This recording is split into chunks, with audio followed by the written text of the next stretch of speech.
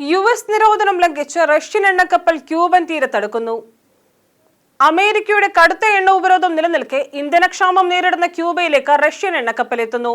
7.3 ലക്ഷം barrel അസംസ്കൃത എണ്ണയുമായി Anatoly കൊളോഡ്കിൻ എന്ന കപ്പലാണ് ചൊവ്വാഴ്ചയോടെ ക്യൂബയിലെ മാദൻസാസ് തുറമുഖത്തടുക്കുക.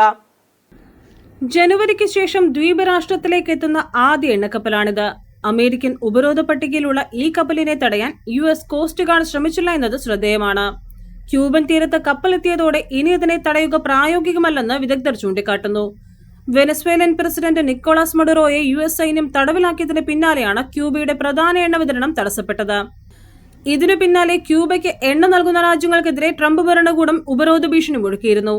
നിലവിൽ ക്യൂബയിൽ രൂക്ഷമായ ഊർജ്ജ പ്രതിസന്ധിയാണുള്ളത്. റഷ്യയിൽ നിന്നുള്ള ഈ എണ്ണ ശുദ്ധീകരിച്ചെടുത്താൽ രാജ്യത്തിന് ഏകദേശം 12 ദിവസത്തേക്ക് ആവശ്യമായ ഡീസൽ ലഭിക്കുമെന്നാണ് കണക്കാക്കുന്നത്. International desk, ജനശബ്ദം.